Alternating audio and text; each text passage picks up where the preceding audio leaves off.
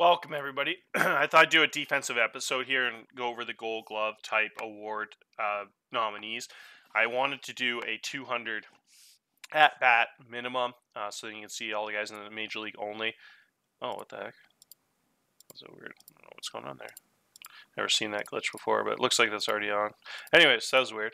So it seems to be some glitch that it's only showing the players if you go to your top view here. So I actually had to switch it back from overall to defense every single time, which is really weird, kind of annoying me. But anyways, so if we look here, I get to start with the catchers. The catchers, you can see there's only about 10 guys in the league out of 2 pages here that have the positive zone ranges here.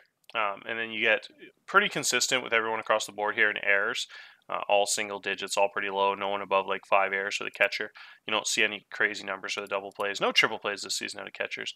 I want to show you in this video that my defensive views, though. I think I might have talked about in the video about a year ago, but I didn't go kind of in depth. So my defensive view here, as you can see, if you want to copy it, you can just pause the screen on here and show all this. So pretty much all I do is I show some ratings at the start here.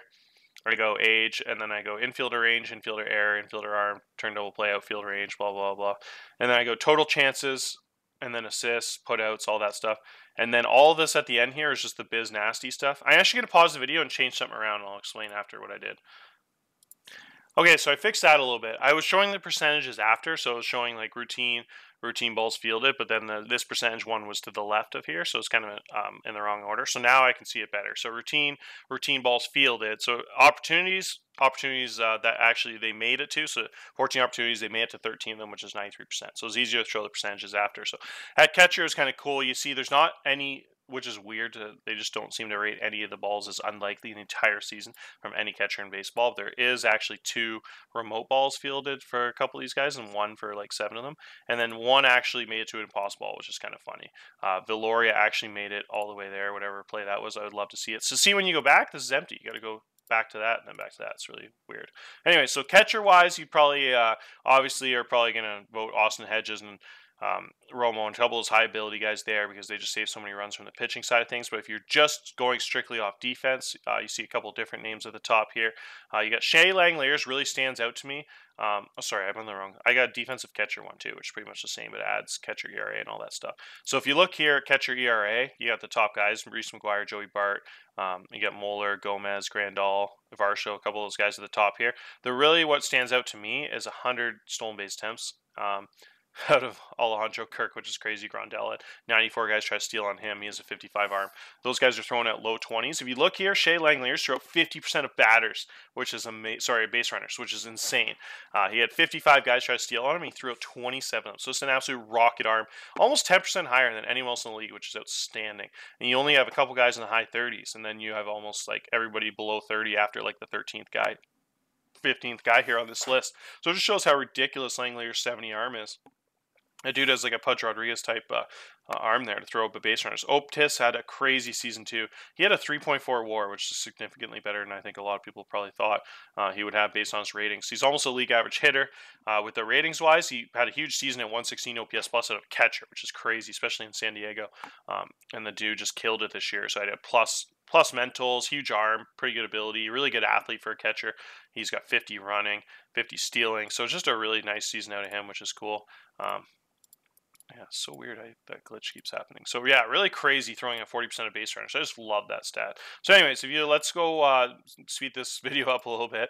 Move to first base here. We're going to go back to the defense here. First base, you only have a few guys in the entire league over like a 2-zone range, just like these 10 guys or 12 guys at the top here.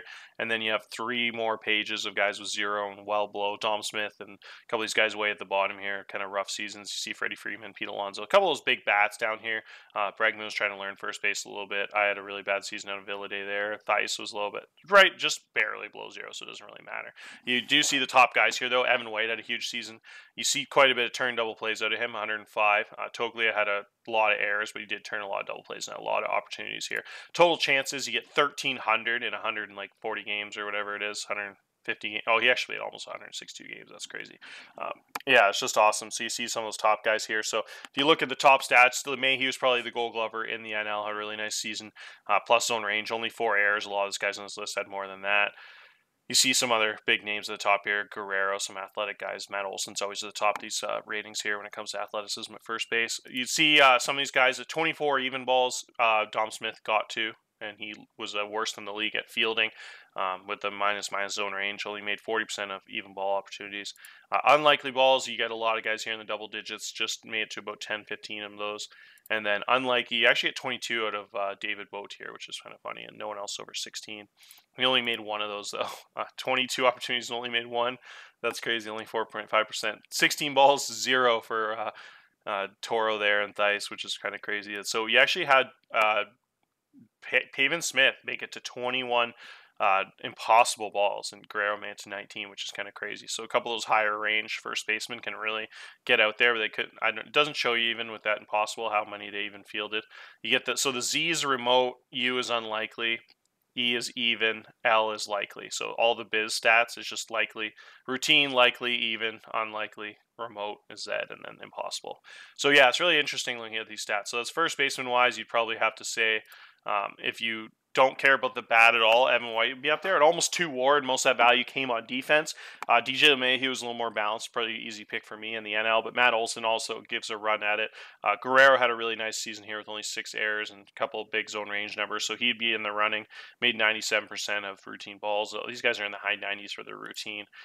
And then the likely, as you can see at the top here, they're at about 80%. Really high number out of Evan White there. So Evan White really is a standout. It's just, it really depends on your thought process. If you vote, guys, if you're just going to not consider a guy because he's really bad on offense, Evan White's not a great offense player, but definitely is the best defensive first baseman. So it depends how you value that. I would probably go with definitely, I think Olson and LeMahieu is pretty close, but I think I have to give the nod to LeMahieu there. He's just such an amazing fielder at 6'4" with 60 range. He plays a lot of second base for me last season when I had him, so just a really fantastic player. So that's at first base. Second base, Adames runs away with this award every single season. Adames is a beast. He did play a lot at shortstop this year, so if you were kind of feeling a little bit picky about that, you'd probably give the award to Volpe. Volpe had a ton of errors, but he had total chances were so high. At 737 led the league. Horner actually led the league in turn double plays with a minus zone range. Colton Wong's next up there. But if you look at zone range, you can go right to the bottom. You're going to get -8 out of Nicky Lopez. There's 5 pages worth of guys with 200 plate appearances at second base.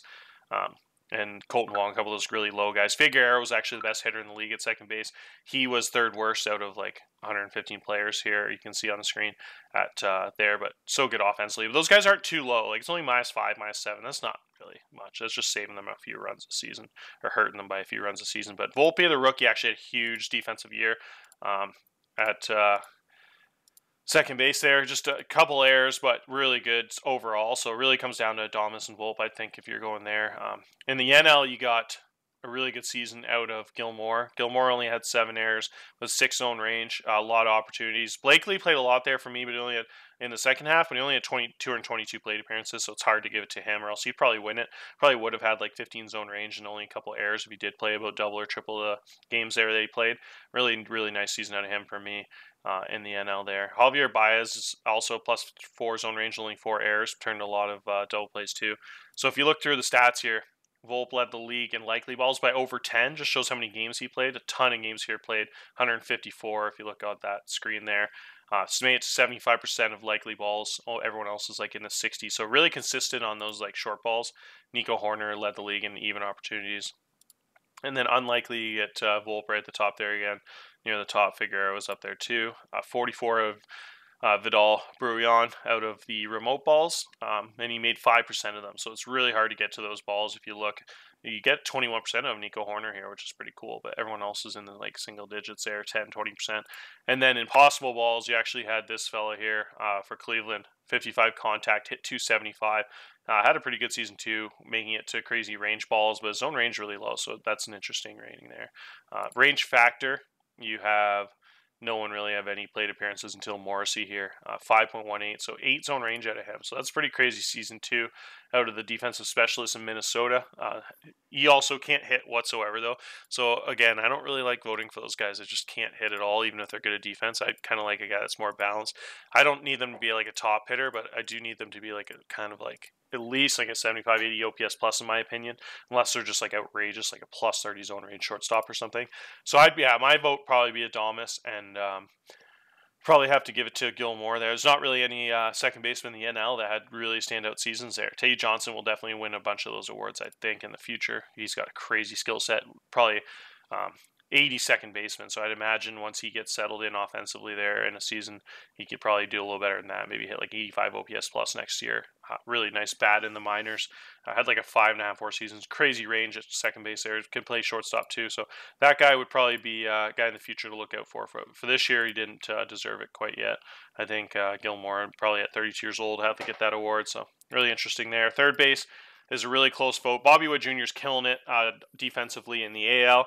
And then Morel actually had a big season for the Angels there. 6 zone range, 8 zone range. Really cool stats there.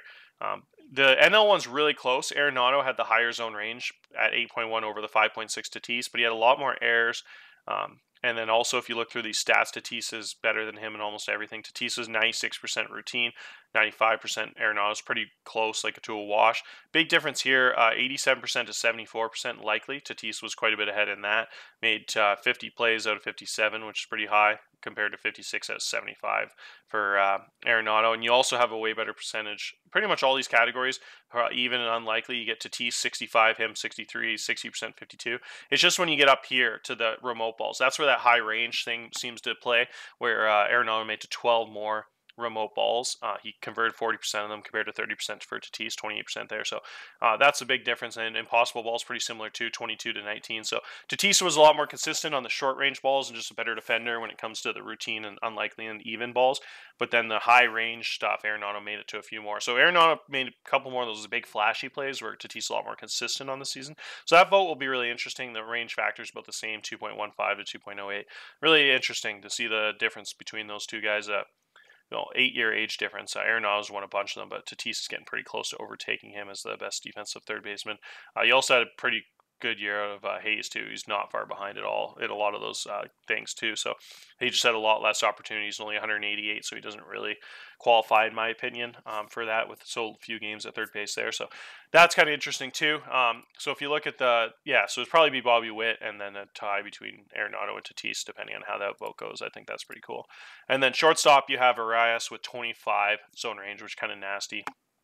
Really amazing season out of him, 12 errors. But he made a ton of balls. Those errors seem a little higher just because he led the league in total chances. So it's still pretty low amount of errors. He's got such an amazing skill set. 80 range, 70 error, 75 turn double play, and 70 arms. So just a really nasty player. Reyes had an injury. He'd probably run away with this award in the AL if it wasn't for an injury. He only played 92 games though. So it depends if you want to give it to Garcia, who played 155 games. His zone range is a lot lower, almost like 8 points lower, and that's in like 50 more games. But he also had a really consistent amount of sorry, I was looking at the wrong guy here. So yeah, Arias, 13 zone range, and then he had 18 errors, and that's in like 50 more games. So the errors aren't too bad, too many more. The turn double plays a lot higher. So I'd probably reward Garcia here for playing so many games, 155. Over Reyes for only playing 92. Reyes was definitely the better defender, but he played 50% last game. So all kind of, that's just a bit too low for me. I think I'd need like 105, 110 minimum. When you get to 95, that's just over half the game. So I think I would probably give this award personally to Garcia. I don't think I would consider Reyes quite qualifiable, but also he's pretty nasty, so I kind of feel bad about that. But Garcia had a really nice season too, so I'd probably reward him. But in the NL, I'd probably have to give it to Arias here.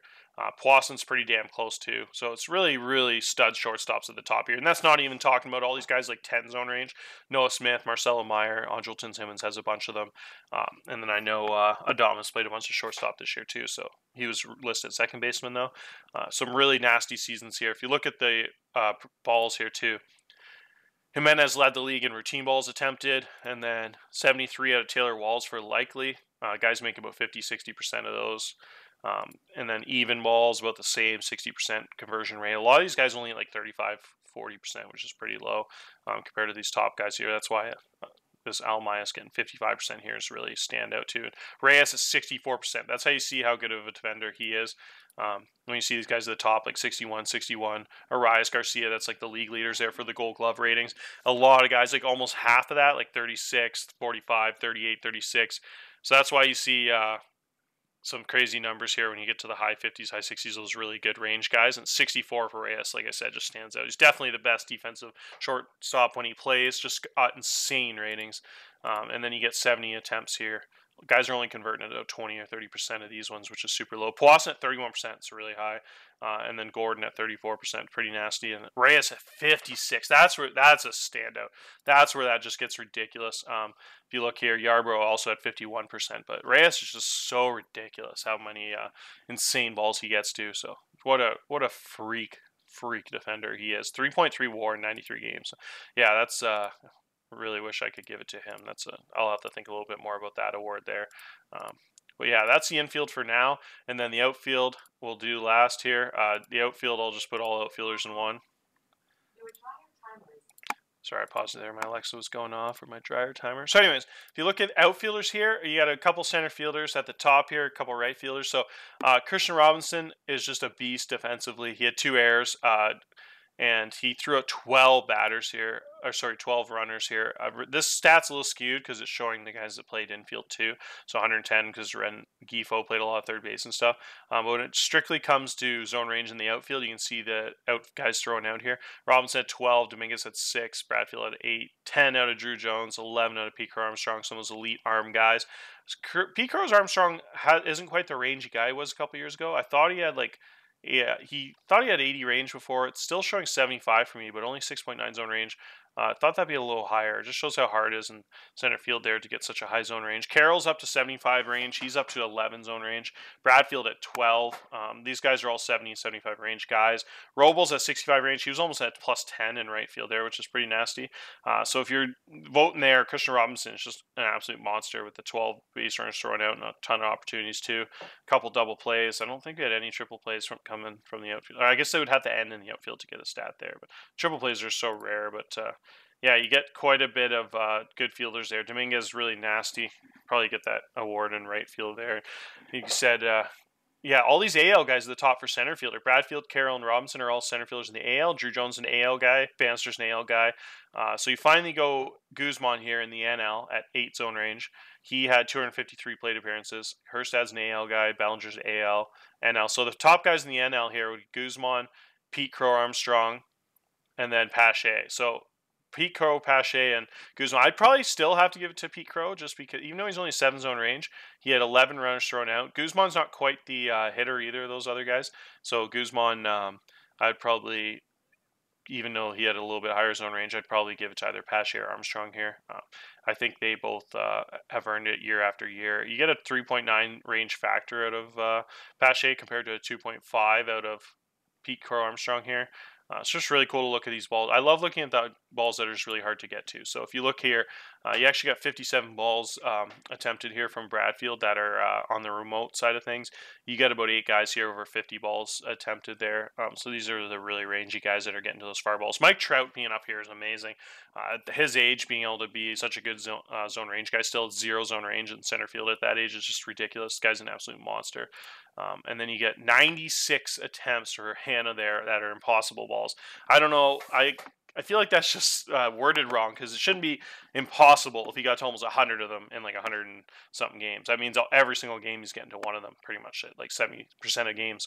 So it just kind of seems a little silly, but I don't know. That's a really weird stat to me that he got to so many of those impossible balls, more so than even the remote balls. But the dude must just be attempting a lot of crazy shit out there, trying to jump over fences and all that crap. So really, really beastly type player.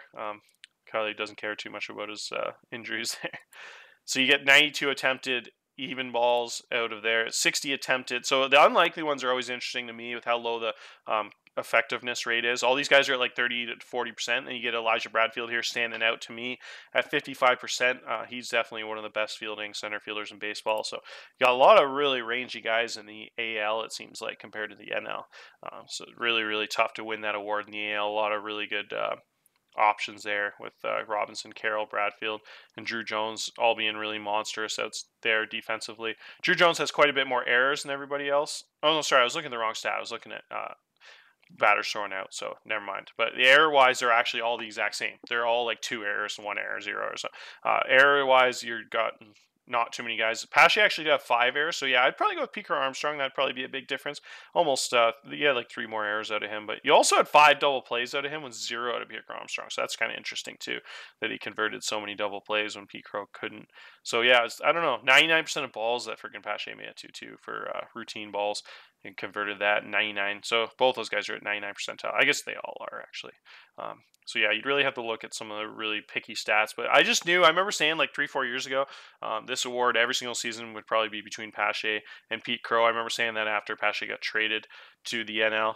There's just going to be those 2 guys are going to be battling every single season. That looks to be what it's been the last couple of years, and this year those guys are both just so good defensively. And funny enough, those guys both got traded from the AL too. Pete Crow was the first overall pick for the Detroit Tigers in our very first draft. He got traded to the NL, and then Pache got traded to the NL a couple years ago from Toronto there. So you actually have both of those guys were in the AL back in the early TLG days. So you have a lot of it seems to be a lot of freaking rangy AL center fielders, that's for sure. So anyways, that's it for this video. I won't keep going too long. I just want to kind of talk about all that and maybe show some of you guys some of these cool advanced stats that you, if anyone doesn't look at them too much, and you can just easily make that filter. And I'll just put it up on my screen one more time in case you guys want to look at it. Fielding ratings, fielding stats, sorry. I have all the biz stuff checkmarked. And then I don't do some of these. The pass balls and all this catcher stuff, I just have my catcher one. So it's really just everything except for the catching stats, and I just do total chances. I don't really care about the games played. So I just put all that, and then I just do it in this exact order. And then it just shows the amount of balls made too, and then the ones made, and then the percentage of ones made. So all the biz stuff. So L, percentage, E, EM, E, percentage, all that, so on and so forth. So that's it for this episode.